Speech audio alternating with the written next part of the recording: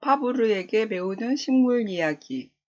파브르는 100년 전 살았던 과학자이다. 그는 자신의 아이를 위해 식물 이야기를 썼다. 파브르는 애정을 담뿍 담아 식물을 관찰했고 관찰한 사실을 재치 넘치는 글로 남겼다.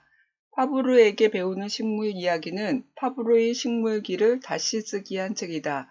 내용에 실린 식물들은 원작을 참고했으나 우리나라 어린이들에게 익숙한 식물로 바꾸었다. 글 반, 그림 반으로 이루어져 있으며 그림과 말풍선은 글의 설명을 잘 표현하고 있다.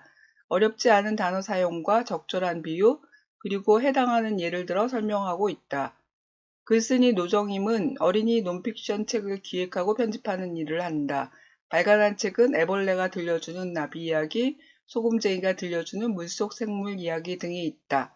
그린이 안경자는 어린이들에게 그림을 가르쳤으며 지금은 생태 그림을 그리고 있다. 눈, 나이테.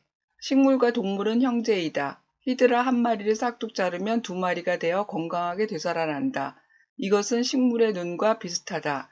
눈은 새로 돋아나려는 식물의 싹이다. 새로운 히드라와 산호의 폴립이 생겨나는 것처럼 식물도 줄기에 붙은 눈에서 잎과 꽃이 뻗어나온다. 눈은 늦은 봄에 생겨나고 추운 겨울을 이겨낸다. 나무의 눈은 우리가 상상하는 것 이상으로 짐을 잘 싼다. 손톱만한 겨울눈 속에 많게는 100장이 넘는 꽃잎이나 잎들이 있다. 파브르는 마늘, 양파, 감자를 보고 눈을 위해 줄기가 희생했다고 말했다. 아기인 눈을 위해 양파는 줄기가 가늘어지고 감자는 땅속 줄기가 뚱뚱해진다. 줄기와 뿌리가 헷갈리면 눈을 보고 구분할 수 있다. 눈이 있는 감자는 줄기이고 눈이 없는 고구마는 뿌리다. 모든 눈은 뿌리를 내린다. 여러 개의 눈이 모여서 힘을 모아 뿌리와 통하는 길을 만든다. 한 해에 한 번씩 줄기와 껍질 사이에 줄기를 관통하는 통로를 만들며 이것을 나이테라고 한다. 나이테를 보고 나이를 알 수 있는 이유다. 질문입니다. 히드라와 도롱뇽의 같은 점은 무엇인가요? 저자는 히드라를 자르는 실험을 통해서 무엇을 알 수 있다고 했나요? 식물을 알기 위해 동물을 연구한다면 어떤 도움을 받을 수 있을까요? 식물의 눈이 겨울에 잘 보이는 이유는 무엇인가요? 눈 안에는 무엇이 있나요? 마늘 한쪽을 떼어서 심으면 새로운 마늘이 자랍니다. 새로운 마늘이 자라는 이유는 무엇인가요? 파브르는 왜 마늘과 양파와 감자를 보고 눈을 위해 줄기가 희생한 거라고 말했나요? 뿌리는 어떻게 생기나요? 나이테를 보고 나이를 알 수 있는 이유는 무엇인가요? 2. 세포, 줄기, 뿌리. 식물은 핵이 나뉜 다음에 세포벽이 갈라지면서 세포가 하나 더 늘어가는 방식으로 분열을 하면서 성장한다. 또한 식물은 스스로 영양을 만드는 놀라운 재주를 가졌다. 눈을 위해 세포가 만들어낸 최고의 음식은 녹말, 탄수화물이다. 줄기 안에 있는 관다발은 물과 양분이 이동하고 있다.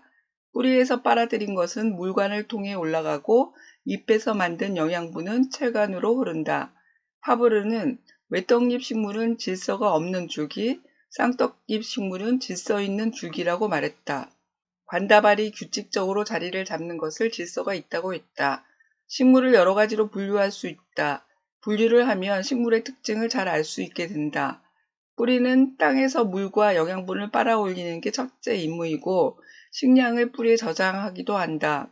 외떡잎 식물과 쌍떡잎 식물의 뿌리가 다르고 뚱뚱해진 뿌리가 있는가 하면 가늘어진 뿌리도 있다.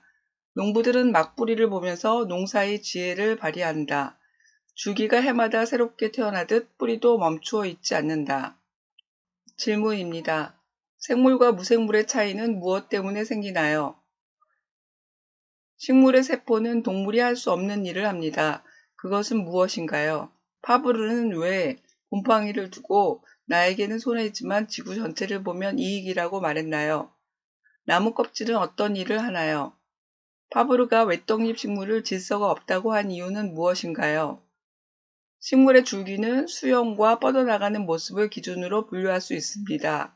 이렇게 분류를 하는 것은 어떤 쓸모가 있을까요? 당근은 덩이뿌리인가요? 어떻게 가늘었던 당근이 뚱뚱하게 되었나요? 막뿌리는 땅 위를 기는 줄기가 땅에 닿은 마디에서 뿌리가 내립니다. 어떤 식물이 막뿌리를 갖고 있나요? 옥수수가 알찬 열매가 생겨 무거워져도 쓰러지지 않는 이유는 무엇인가요? 잎, 꽃, 씨앗. 잎의 모양은 식물마다 다르다. 그렇지만 잎살과 잎맥으로 이루어진 기본 구조는 모두 비슷하다. 모든 잎은 규칙적으로 가지에 붙어 있고 이것을 잎차례라고 한다. 변신하는 잎들도 있다. 덩굴손이나 식충식물이 그렇다. 동그란 잎이 뾰족한 창으로 변신하는 것도 있다. 잎 속에는 아주 신비하고 놀라운 일이 벌어진다. 잎 뒷면에 있는 기공은 숨을 쉬는 일을 맡는다. 잎 속에는 수십 개에서 수백 개 정도의 작은 입자들이 들어있다. 이 녹색 입자의 이름이 엽록체이다.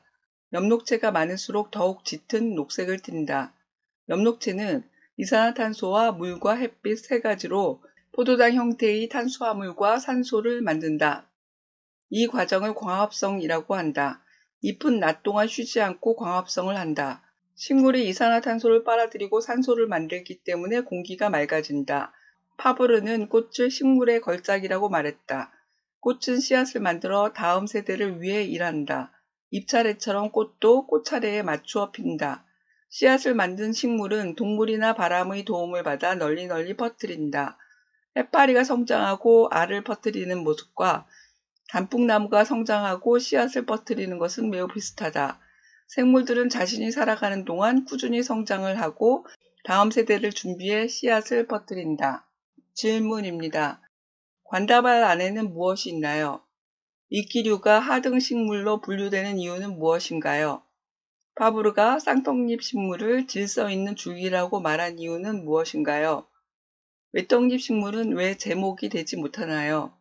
조, 별, 밀과 같은 볕과 식물들은 알곡이 많이 달려 무거워져도 쓰러지지 않습니다. 무거운 알갱이를 매달고 있는 힘은 어디서 나오나요?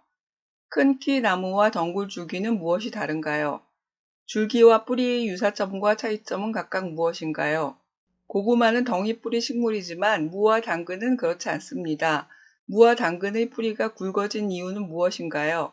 토끼풀과 딸기가 퍼져나가는 것은 어떤 점에서 비슷한가요? 혼잎과 겹잎을 구별하는 좋은 방법은 무엇일까요?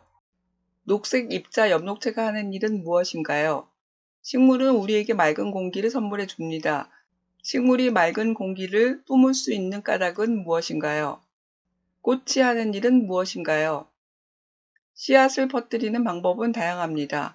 어떤 방법들이 있나요? 지금까지 파브르에게 배우는 식물 이야기를 살펴봤습니다. 책을 읽으며 식물에 대해 관심이 높아지길 바랍니다. 식물을 아는 가장 좋은 방법은 관찰로부터 시작합니다. 여러분 주위에는 어떤 식물이 자라고 있는지 눈여겨 살펴보기 바랍니다.